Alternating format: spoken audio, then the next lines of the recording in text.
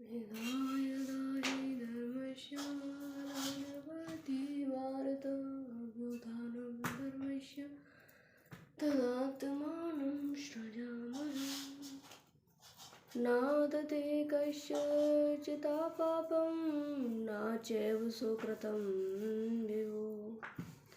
अज्ञानेनावृतं ज्ञानं तेन मोहन्ति जन्तवः। आज का श्लोक है 15वां। विभो माने सर्वव्यापी परमात्मा, न माने न कस्यचित् माने किसी के, पापम माने पाप कर्म को, च माने और, न माने न, सुकृतम माने शुभ कर्म को, एव माने ही, आदते माने ग्रहण करता है, अज्ञान माने अज्ञान से, ज्ञानम माने ज्ञान, आवृतम माने ढका हुआ है, तेन माने उसी से, जंतव माने सजीव, गोहंती माने मोहित हो रहे हैं। सर्वव्यापी परमात्मा न किसी के पाप कर्म को और न शुभ कर्म को ही ग्रहण करता है, किंतु अज्ञान से ज्ञान ढका हुआ है, उसी से सब जीव मोहित हो रहे हैं। नादते कस्यचित् पापम न चैव सुकृतं विभु। पूर्व श्लोक में जिसको प्रभु पद से कहा गया है, उसी परमात्मा को यहाँ विभु पद से कहा गया है। कर्म फल का भागी होना दो प्रकार से होता है। जो कर्म करता है वह भी कर्म फल का भागी होता है, और जो दूसरे से कर्म करवाता है वह भी कर्म फल का भागी होता है। परंतु परमात्मा ना तो किसी के कर्म को करवाने वाला है और ना कर्म करवाने वाला है। परमात्मा ना तो किसी के कर्म को करने वाला है और ना कर्म करवाने वाला ही है, अतः वह किसी भी कर्म का फलभागी नहीं हो सकता।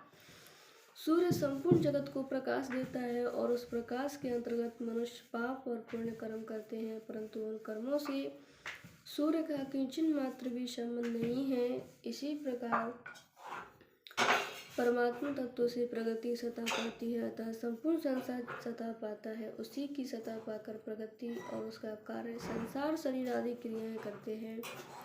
उन शरीर आदि से होने वाले पाप पुण्यों का परमात्मा तत्व से किंचन मात्र भी संबंध नहीं है। कारण के भगवान ने मनुष्य मात्र को स्वतंत्रता दे रखी है, तब मनुष्य उन कर्मों का फलभागी अपने को भी मान सकता है और भगवान को भी मान सकता है। अतः संपूर्ण कर्मों और कर्म फलों को भगवान के अर्पण भी कर सकता है। जो भगवान की दी हुई स्वतंत्रता का दुरुपयोग करके कर्मों का कर्ता और भोक्ता अपने को मान लेता है, बस बंधन में पड़ जाता है। उसकी कर्म और कर्म फल को भगवान ग्रहण नहीं करते, परंतु जो मनुष्य स्वतंत्रता का सदुपयोग करके कर्म और कर्म फल भगवान के अर्पण करता है, वह मुक्त हो जाता है। उसके कर्म और कर्म फल को भगवान ग्रहण करते हैं। जैसे 7वें अध्याय के 25वें श्लोक में सर्वस्व पद से और 26वें श्लोक में कश्यप पद से सामान्य मनुष्य की बात कही गई है, ऐसे ही यहाँ कस्यचित् पद से अपने को कर्ता और भोक्ता मानकर कर्म करने वाले सामान्य मनुष्यों की बात कही गई है, न कि भक्तों की। कारण के भावग्राही होने से भगवान भक्तों के द्वारा अर्पण किए हुए पत्र पुष्प आदि पदार्थों को और संपूर्ण कर्मों को ग्रहण करते हैं। अज्ञानेनावृतं ज्ञानम, स्वरूप का ज्ञान सभी मनुष्यों में स्वतः सिद्ध है, किंतु अज्ञान के द्वारा यह ज्ञान ढका हुआ है। उस अज्ञान के कारण जीव मूर्ता को प्राप्त हो रहे हैं, अपने को कर्मों का कर्ता मानना मूर्ता है। भगवान के द्वारा मनुष्य मात्र को विवेक दिया हुआ है, जिसके द्वारा उस मूर्ता का नाश किया जा सकता है। इसलिए इस अध्याय के 8वें श्लोक में कहा गया है कि सांख्य योगी कभी भी अपने को किसी कर्म का कर्ता न माने, और 13वें श्लोक में कहा गया है कि संपूर्ण कर्मों के कर्तापन को विवेक पूर्वक मन से छोड़ दे। शरीर आदि संपूर्ण पदार्थों में निरंतर परिवर्तन हो रहा है, स्वरूप में कभी कोई परिवर्तन नहीं होता। स्वरूप से अपरिवर्तनशील होने पर भी अपने को परिवर्तनशील पदार्थों से एक मान लेना ज्ञान है। शरीर आदि सब पदार्थ बदल रहे हैं, ऐसा जिसे अनुभव है वह स्वयं कभी नहीं बदलता, इसलिए स्वयं के बदलने का अनुभव किसी को नहीं होता। अतः मैं बदलने वाला नहीं हूँ। इस प्रकार परिवर्तनशील पदार्थों से अपनी असंगता अनुभव कर लेने से अज्ञान मिट जाता है और तत्व ज्ञान स्वतः प्रकाशित हो जाता है। कारण कि प्रगति के कार्य से अपना संबंध मानते रहने से ही तत्व ज्ञान ढका रहता है। अज्ञान शब्द से जो न समास है वह ज्ञान के अभाव का वाचक नहीं है, प्रत्येक अल्प ज्ञान अर्थात अधूरे ज्ञान का वाचक है। कारण के ज्ञान का अभाव कभी होता ही नहीं, चाहे उसका अनुभव हो या ना हो, इसलिए अधूरे ज्ञान को ही अज्ञान कहा जाता है। इंद्रियों का और बुद्धि का ज्ञान ही अधूरा ज्ञान है। इस अधूरे ज्ञान को महत्व देने से, इसके प्रभाव से प्रभावित होने से वास्तविक ज्ञान की ओर दृष्टि जाती ही नहीं। यही अज्ञान के द्वारा ज्ञान का आवृत होना है।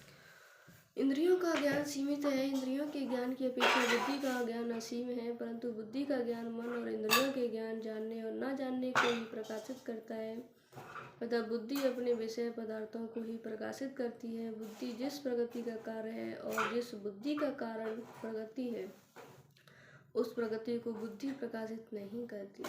बुद्धि जब प्रगति को भी प्रकाशित नहीं कर सकती, तब प्रगति से अतीत तो जो चेतन तत्व है उसे कैसे प्रकाशित कर सकती। इसलिए बुद्धि का ज्ञान अधूरा ज्ञान है। तेन गुहांति जनता, भगवान जनतव्य पद देकर मानो मनुष्य की ताड़ना की है कि जो मनुष्य अपनी विवेक को महत्व नहीं देते, वे वास्तव में जंतु अतः पशु ही हैं, क्योंकि उनके और पशुओं के ज्ञान में कोई अंतर नहीं है। आकृत मात्र से कोई मनुष्य नहीं होता। मनुष्य वही है जो अपने विवेक को महत्व देता है। इंद्रियों के द्वारा भोग तो पशु भी भोगते हैं, पर उन भोगों को भोगना मनुष्य जीवन का लक्ष्य नहीं है। मनुष्य जीवन का लक्ष्य सुख दुख से रहित तत्व को प्राप्त करना है। जिनको अपने कर्तव्य और अकर्तव्य का ठीक ठीक ज्ञान है, वे मनुष्य साधक कहलाने योग्य हैं। अपने को कर्मों का कर्ता मान लेना तथा कर्म फल में हेतु बनकर सुखी दुखी होना ही अज्ञान से मोहित होना है। पाप पुण्य हमें करने पड़ते हैं, इनसे हम कैसे छूट सकते हैं।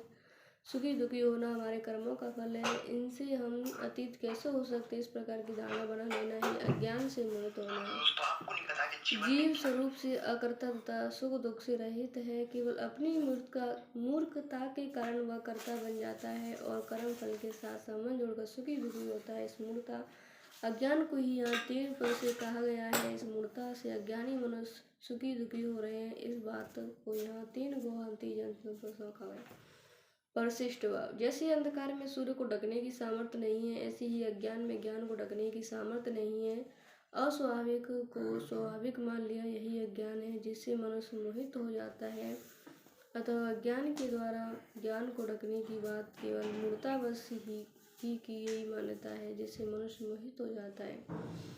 अतः अज्ञान के द्वारा ज्ञान को ढकने की बात केवल मूर्तावश की यही मान्यता है, वास्तविकता नहीं। मनुष्य चाहे तो अपने विवेक को महत्व देकर उस मूर्खता को मिटा सकता है।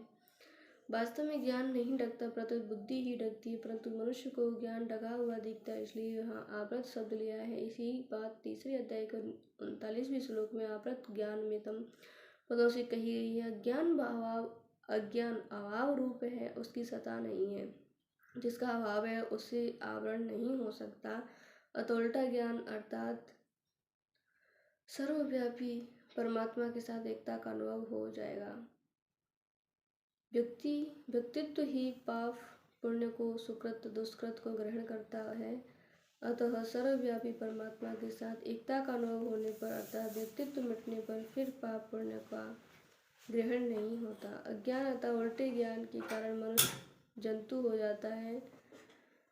अज्ञान अतः उल्टे ज्ञान के कारण मनुष्य जंतु हो जाता है। इसी तरह जड़ से संबंध मानने के कारण जीव जगत हो जाता है, जीव जड़ हो जाता है। जो मन हमसे गुलाम मिला हुआ है, उस परमात्मा को तो अपने से अलग मान लिया, और जो हमसे अलग है उस शरीर को अपने से गुलाम मिला मान लिया, यह अज्ञान है।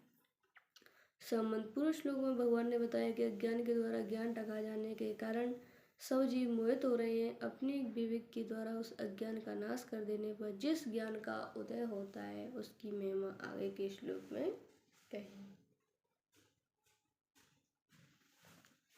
श्री कृष्ण गोविंद हरे हे नाथ नारायण।